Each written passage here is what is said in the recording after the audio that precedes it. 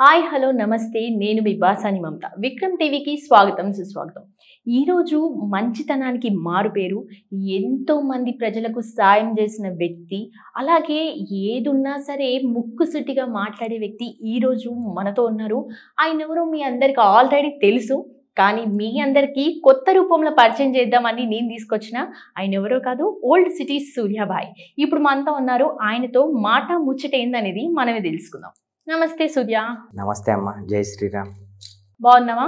బాగున్నామ్మా. చూడటానికి ఎప్పుడు నువ్వు బాగానే ఉంటావు కానీ సూర్య, నువ్వు చెప్పండి ఎప్పుడు ఇలా నవ్వుతూ ఎప్పుడు కామ్గా ఉండడానికి కారణం ఏంటి? పెద్దలు అంటారు ఆరోగ్యమే మహాభాగ్యం. మనం ఎంత నవ్వుతూ ఎంత హ్యాపీగా, ఏ కల్మషం లేకుండా, ఏ విభేదాలు లేకుండా నీట్గా సాఫీగా లైఫ్ని లీడ్ చేసుకుంటూ వెళ్తే మన ఆరోగ్యం చాలా బాగుంటుంది. అందుకే నేను చాలా హ్యాపీగా ఉంటా, ఆనెస్ట్గా ఉంటా, అందుకే ఇలా ఉన్నా. ఓకే సూర్య, ఇంతకీ మీరు పుట్టిన ఊరేంటి? నేను ఇక్కడే ఓల్డ్ సిటీలోనే పుట్టానమ్మా. యా. మరి చాలా మంది అంటున్నారు రాయలసీమ కుర్రాడు తను అని. మా అమ్మ నాన్నగారిది ప్రాపర్ రాయలసీమ. ఇక్కడికి వచ్చేసారు 50 years కింద వలస వచ్చారనమాట. మేము పుట్టింది చదువుకుంది మొత్తం అంతా ఇక్కడే. ఓకే సూర్య, ఏం చదువుకున్నావు? ఎంబీఏ. ఎంబీఏ చదివి మరి ఏ జాబ్ లేకుండా? నాకు చిన్నప్పటి నుండి ఇష్టం ఉండదమ్మా జాబు, అది ఇది ఇష్టం. ఏదైనా ఓన్గా మనది మనమే చేసుకోవాలి. ఒక క్రియేట్ అనేది మన ప్లాట్ఫామ్ని మనం క్రియేట్ చేసుకొని ఒక బ్రాండ్ అనే పేరుని క్రియేట్ చేసుకోవాలని ఇష్టం నాకు. అంటే ఒక దగ్గర పని చేయాలని నాకైతే ఎప్పుడు అనిపించలేదు, నచ్చదు అంతే అలా. మరి ఇంత సంపాదించడానికి కారణం ఏంటి సూర్య?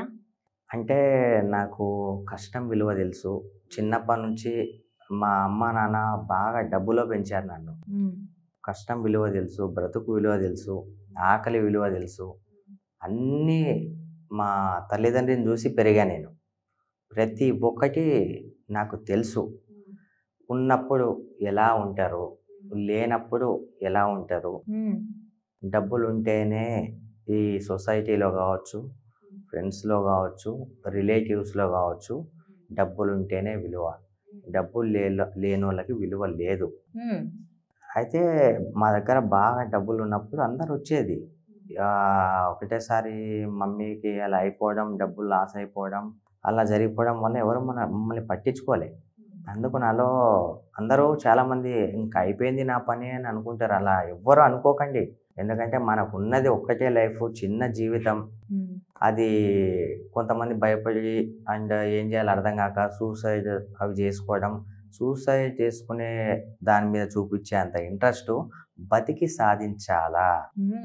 మనల్ని ఎవరైతే చుట్టాలు కావచ్చు, ఇరుగు పొరుగు ప్రతి ఒక్కరు ఎవరైనా సరే వీడి పని అయిపోయిందిరా అని అనుకునే నోళ్ళలో ఏంట్రా బాబు అయిపోయింది అనుకుంటే ఇలా లేచాడు అని చెప్పి ప్రతి ఒక్కరు చెప్పుకోవాలి.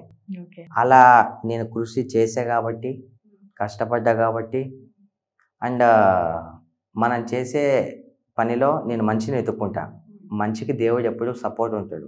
దేవుని దయవల్ల చాలా బాగున్నాయి ఇప్పుడు. ఓకే సూర్య, మరి డాడీ మమ్మీ ఉన్నప్పుడు మస్తు డబ్బు ఉందని చెప్తున్నావు. డాడీ ఏం చేసేవాళ్ళు? సివిల్ కాంట్రాక్టర్ నాన్న. మమ్మీ అయితే హౌస్ వైఫ్. అప్పుడప్పుడు నాన్నతో పాటు వెళ్ళేది. మస్తు డబ్బు అంటే ఓకే ఫైన్, కార్లు, యా అంతే, అంత ఓకే ఫైన్. ఏ టెన్షన్ లేకుండా పీస్ ఆఫ్గా ఉండేది. అది కూడా లేని స్టేజ్ చూసి వచ్చా నేను. అప్పుడు కూడా ఎలా మనల్ని రిసీవ్ చేసుకుంటారు అది కూడా చూసా. ఒకప్పుడు ఎక్కడికైనా మేము వెళ్తే మా కార్లో కూర్చొని వెళ్ళే ప్రతి ఒక్కరూ ఒక్కసారిగా మా దగ్గర కార్లు, బంగ్లాలు అవి ఇవన్నీ వెళ్ళిపోయిన తర్వాత చూసి చూడనట్టు అంజాన్ని కొట్టేసుకుంటూ వెళ్ళిపోయారు మా రిలేటివ్సే. అసలు ఏం జరిగింది? చాలా బాధ వేసింది నాకు. ఏం జరగలేదు. ఏముంది, ఒకప్పుడు అన్నీ ఉన్నాయి, ఇప్పుడు ఏం లేవు. అదే ఏం లేకపోవడానికి కారణాలు ఏంటి సూర్య? ఎందుకు ప్రతిసారి చెప్పడం మమ్మీకి హెల్త్ బాగాలేకుంటే ప్రతి ఒక్కరికి ఏదో ఒకటి ఉంటుంది కదా కంపల్సరీ. ఇప్పుడు ఉన్నోళ్ళు ఒకసారి నష్టపోవాలంటే ఏదో జరిగే ఉంటుంది. అది ఏం జరిగింది అనేది మీరు మాకు చెప్తేనే కదా మాకు తెలుస్తుంది.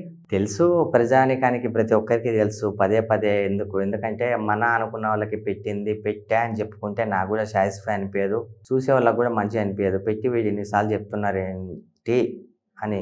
ఎలా అయితేంది అలా అయిపోయింది. బట్ మళ్ళీ లేచి నిలబడ్డా. ఐఎమ్ హ్యాపీ ఇప్పుడైతే. ఎస్. నువ్వు 0 నుంచి ఒక్కసారే బాగా ఉన్నోడివి 0 అయినావు. 0 అయ్యి మళ్ళీ ఈ పొజిషన్కి వచ్చినావు. అసలు ఈ పొజిషన్కి రావడానికి నువ్వు ఎంత కృషి చేసినావు?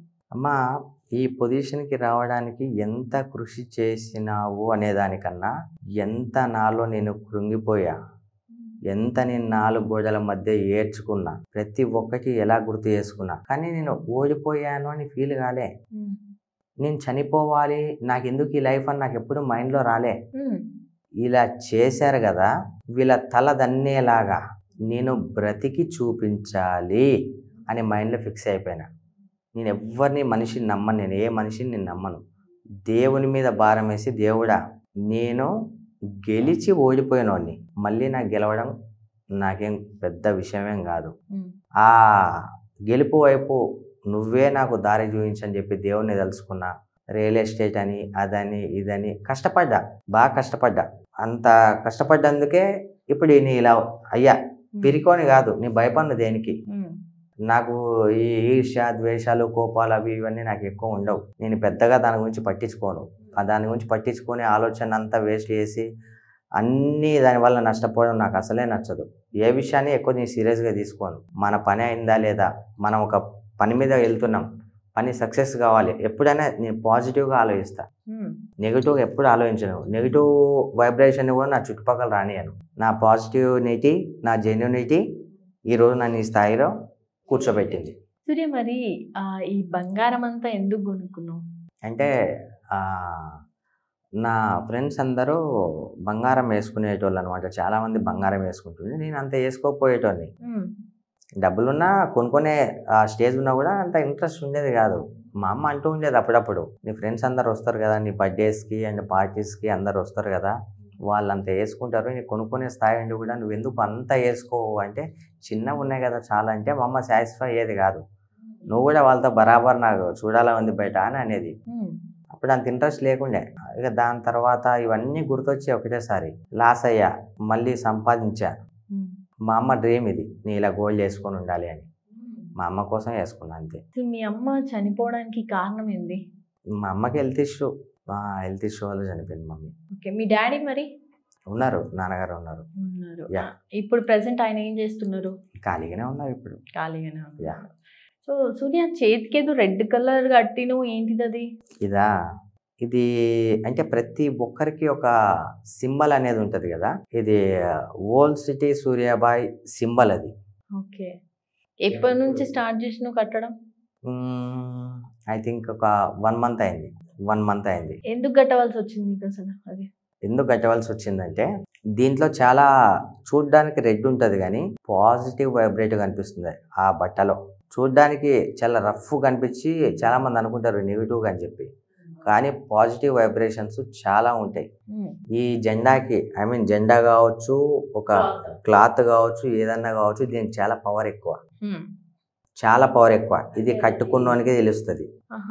అంటే అది దేవుని దగ్గర తీసుకుందా లేకపోతే నీ సొంతంగా నువ్వు కొనుక్కొని కట్టుకుందా? అంటే దేవుణ్ణి నమ్మి కట్టుకున్నది, దేవుని దగ్గర తీసుకున్నది కాదు, దేవుణ్ణి నమ్మి కట్టుకున్నది. ఇది ఒక సింబల్. సూర్యాబాయికి ఇది ఒక సింబల్. ఇది లేకుండా సూర్యాబాయి బయటికి వెళ్ళడు. ఓకే. ఎస్. సూర్య, నేను ఒక మాట విన్నా, నీకు ట్రస్ట్ ఉందని విన్నా. ఎస్. అసలు ఆ ట్రస్ట్ ఏంటి? ఆ ట్రస్ట్ ఎప్పుడు స్థాపించినో, అసలు అది పెట్టడానికి కారణాలు ఏంటి? 1 year అవుతుంది. 1 year అవుతుంది. దాని పేరు కూడా ఎక్కువ నేను, ఎందుకంటే నాకు పబ్లిసిటీ ఎక్కువ ఇష్టం ఉండదు. కానీ ఇప్పుడు పబ్లిసిటీ చేసుకుంటేనే బెటర్ అని నాకు అనిపిస్తుంది. 100% సూర్య. Yeah. ట్రస్ట్ అంటే నువ్వు ఒక్కడివే కాకుండా నీ ట్రస్ట్ కి చాలా మంది దాతలు అంటే ఎవరైతే సాయం చేస్తారో వాళ్ళకి ఇట్లా వచ్చే అవకాశాలు ఉంటాయి. ఎందుకంటే నువ్వు ఎప్పుడైతే ట్రస్ట్ పేరు చెప్తావో అప్పుడే వాళ్ళందరూ చేస్తారు కదా. అవునవును. సో చెప్పండి. మీరు మంచి క్వశ్చన్ వేశారు. అదే ఇప్పటి నుండి నేను చేసే ప్రతి ఒక్కటి కూడా జనాలలోకి పంపిస్తాను ఆ వీడియో క్లిప్స్ని. అంటే ఎవరో హెల్ప్ చేస్తారని కాదు, వాళ్ళ ఇష్టం, అది వాళ్ళ సంతృప్తి. ఎందుకంటే ఇప్పుడు నేను రీసెంట్లీ ఫంక్షన్స్కి గన వెళ్తుంటా కదా, అసలు పాపం ఒక్క పూట కూడా తినడానికి చాలా మంది ఉంటారు. ఫంక్షన్స్లో చాలా ఫుడ్ వేస్ట్ అయిపోతుంది, ఎంతో ఫుడ్ వేస్ట్ అవుతుంది. నేను చూస్తుంటా కదా, అంటే నేను చిన్నగా ఉన్నప్పుడు ఎలాంటి పరిస్థితి అంటే ఆ ఫుడ్ చూస్తే అది తినగలమా తినలేమా అలా అనుకునేటోళ్ళు చాలా మంది ఉంటారు. ఒక పూట ఫుడ్ దొరికితే చాలా హ్యాపీగా ఉంటుందని కూడా అలా చాలా మంది అనుకుంటారు. దయచేసి మీరు ఈ ఫంక్షన్స్ ఎవరైతే చేస్తున్నారో, అనవసరంగా డబ్బులు ఎవరైతే ఖర్చు పెడుతున్నారో, ఈ ఫుడ్ను వేస్ట్ చేయకండి, డబ్బును వృధా చేయకండి. ఒక పూట తిండి లేక ఉన్నోళ్ళు చాలా మంది ఉన్నారు. ఇండియా అనే వర్డ్ యూజ్ చేయను, మనం ఉన్న హైదరాబాద్లోనే చాలా మంది ఉన్నారు. ఒకవేళ అలాంటి ఫుడ్ ఒకవేళ మిగిలితే పడేయకుండా, వేస్ట్ చేయకుండా, మీరు ఫంక్షన్స్కి వెళ్తే మీరు ఎంత తినగలరో అంతే వేసుకోండి. అక్కడ 10 ఐటమ్స్ 10 రకాల ఐటమ్స్ ఉన్నాయని చెప్పి 10 రకాల ఐటమ్స్ వేసుకోవాల్సిన అవసరం లేదు.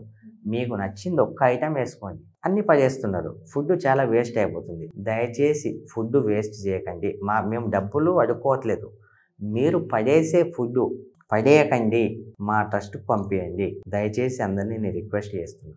ఓకే, ట్రస్ట్ నేమ్ ఏంటి సూర్య మరి? SNS foundation. ఎస్ఎన్ఎస్ ఫౌండేషన్, గుర్తుపెట్టుకోరు అందరూ. SNS foundation. అవును. సో ఎస్ఎన్ఎస్ అంటే ఏంటి? ఎస్ఎన్ఎస్ అంటే మా అమ్మగారి పేరు శివమ్మ. శివమ్మ. మా నాన్నగారి పేరు నాగప్ప. నా పేరు సురేష్. శివ నాగ సూర్య ఫౌండేషన్. ఈ ఫౌండేషన్ అంటే ఓన్లీ ఫుడ్ వరకే కాదు, నిరాశ్రయులైన వ్యక్తులని ఆశ్రయం ఇవ్వడం, వాళ్ళను చూసుకోవడం, ఇంకా ముందు చూసుకోవడం. ఎక్కడైనా సరే అనాథలు కనిపిస్తే, అంటే మా టీంని కూడా ఇప్పుడు ఫామ్ చేస్తున్నాను నేను. ఇప్పటి నుండి టీంని ఫామ్ చేయడం, వీక్లీ 3 times సర్వే చేయడం, అంటే నా వల్ల ఎంత అవుతుందో అంత వాళ్ళకు గ్రాసరీస్ ఇవ్వడం, ఫుడ్ పెట్టడం. ఇప్పటి నుండి నేను సోషల్ మీడియాలో కనిపించేలాగా నేను వేస్తాను. ఓకే. ఇంతకుముందు కనిపించేలాగా నేను వేయలేదు, ఇప్పుడు కనిపించేలాగా నేను వేస్తాను. మిమ్మల్ని రిక్వెస్ట్ చేస్తుంది ఏంటంటే, మీ నుంచి మాకు ఏ డబ్బు సాయం మాకు అవసరం లేదు. దయచేసి ఏది ఎక్స్ట్రాగా పోనివ్వకండి. వద్దు, వేస్ట్ కానివద్దు. ఫుడ్ అంటే కష్టం విలువ తెలిసినోనికి, ఆకలి విలువ తెలిసినోనికి, అంటే మీకు అందరికీ తెలియదని నేను చెప్పట్లేదు, అందరికీ తెలుసు, అందరు కష్టపడి వచ్చిన వాళ్ళే. థింక్ పాజిటివ్, ఏ విషయాన్ని నెగిటివ్గా తీసుకోకండి.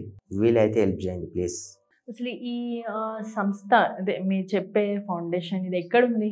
ఫౌండేషన్ అంటూ సపరేట్ అంటే ఎక్కడ అంటే ఒక జాగా లీజ్కి తీసుకున్నాము, అక్కడ స్థాపించబోతున్నాం. అంటే ఇన్ని రోజులు ఏంటంటే ఆ పేరుతోని మాత్రమే చేశాను నేను. అంటే ట్రస్ట్ లో ఇంతమంది ఉన్నారు అని ఏం లేదా? అలా ఏం లేదు. ఆ ఎస్ఎన్ఎస్ ఫౌండేషన్ తో నిరాశ్రయులైన వారిని, వాళ్ళకి ఎంత మాతో వీలవుతే అంత హెల్ప్ చేయడం. ఓకే. అండ్ ఆకలితో అలమటించిపోతున్న వాళ్ళకి అన్నం పెట్టడం. లేదు, వాళ్ళ ఇంట్లో ఏదన్నా పాపం తినడానికి కూడా లేదు, వర్క్ ఉంటుంది ఉండదు, కొంచెం హ్యాండిక్యాప్డ్ వాళ్ళు ఉంటారు, తీసుకెళ్ళి ఇవ్వడం. ప్రస్తుతానికైతే ఇంతవరకు మాత్రమే ఈ 1 year లో జరిగింది. సూర్య, మరి ఇవన్నీ పక్కన పెడితే నీకు పెళ్ళయిందా?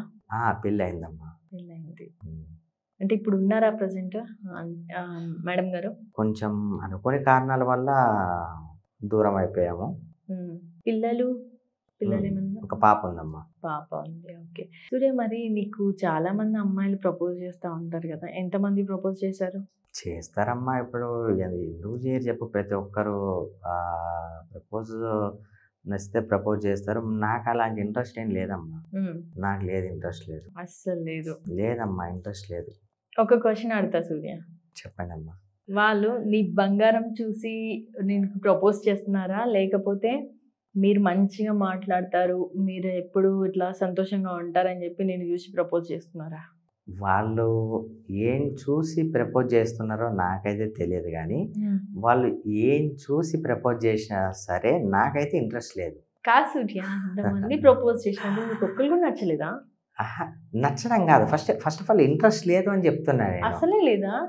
ప్రస్తుతానికైతే లేదు. ఓకే, మొత్తం మీ కాన్సన్ట్రేషన్ అంతా కూడా ప్రజలకి ఎలా హెల్ప్ చేయాలి, ఏ విధంగా హెల్ప్ చేయాలి, ఎలా డబ్బులు సంపాదించాలి అన్న థాట్లోనే ఉన్నట్టున్నారు. నా ప్రస్తుతానికైతే నాకు లేదు, అలాంటి ఆలోచన నాకు లేదు. ఓకే, అసలు ఇంట్రెస్టే లేదు. ఇంట్రెస్ట్ లేదు.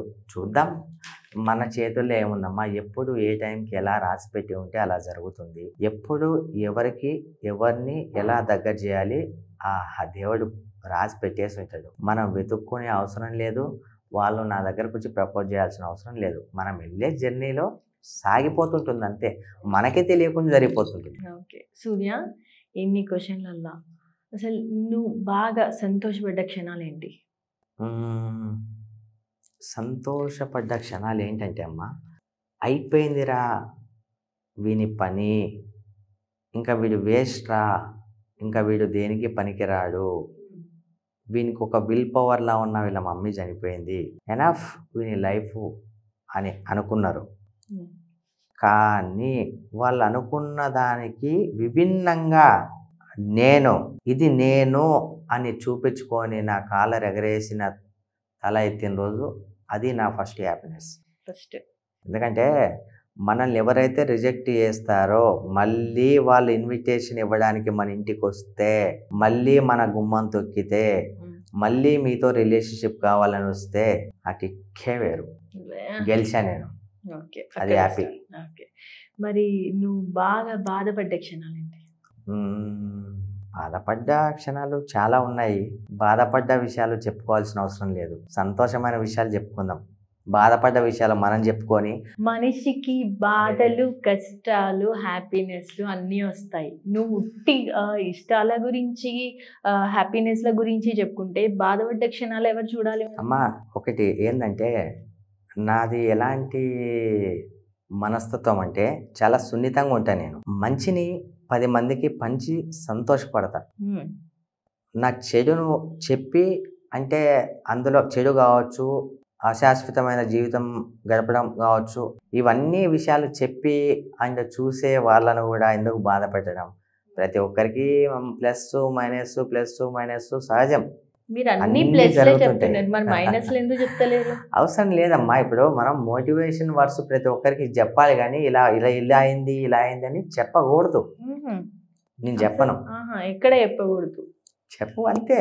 సంతోషాన్ని పంచుకోండి 10 మందితో, మన బాధను పంచుకోక్కర్లేదు. మన బాధని మనమే అనుభవించాలి.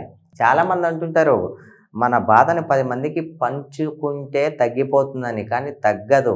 మన బాధను 10 మందికి పంచుకుంటే అక్కడ స్టార్ట్ అవుతుంది మన ప్రాబ్లం. వాళ్ళు మనల్ని చిన్న చూపు చూడడం స్టార్ట్ అవుతుంది, వాళ్ళు వెళ్ళి 10 మందికి చెప్పడం స్టార్ట్ అవుతుంది. అక్కడ నుండి టెన్షన్ పెరుగుతుంది, బాధ పెరుగుతుంది తప్ప చాలా మందికి ఈ విషయం తెలియదు. బాధ పంచుకుంటే తగ్గుతుందనే అపోహను వదిలేయండి. బాధ ఎంత ఉన్నా సరే మీ లోపల పెట్టుకుంటే మీ రెస్పెక్ట్ ఇంకా పెరుగుతుంది, మీరు సక్సెస్ అవుతారు. మీ మైనస్లు ఎప్పుడు కూడా ఎవరికి కూడా ఎలాంటి పరిస్థితిలో కూడా నీ జోబీలో ₹1 లేని రోజు కూడా లేదు అని మాత్రం పక్కనోడికి చెప్పకు. ఎప్పుడైతే నువ్వు చెప్తావా నీకు చిన్న చూపు ఫస్ట్ అక్కడనే స్టార్ట్ అవుతుంది. అక్కడ నుండి నీకు రెస్పెక్ట్ అనేది తగ్గిపోతుంది. ఒకటి, నీ దగ్గర ఉన్నా లేకపోయినా నవ్వుతూ ఉండు, సంతోషంగా ఉండు, నీ సక్సెస్ ఆటోమేటిక్ నిన్ను ఎత్తుక్కుంటూ వస్తుంది. లేదు అని మాత్రం ఎవరికి చెప్పుకోకు. నీ కష్టాల్ని ఇంకొకరికి పంచుకోకు. వాళ్ళు నిన్ను చిన్న చూపు చూసి 10 మందికి చెప్పుతారే తప్ప నీకు నేనున్నానని మాత్రం ఎవ్వతి చెప్పరు. పంచుకోకండి. ఇది ఒక అపోహ మాత్రమే. బాధను షేర్ చేసుకుంటే తగ్గుతుంది అన్నది అపోహ. కానీ మీ రెస్పెక్ట్ని, మీ వాల్యూని పక్కన వాళ్ళకు వద్దు. Thank you so much Surya. Thank you అమ్మా. నమస్తే.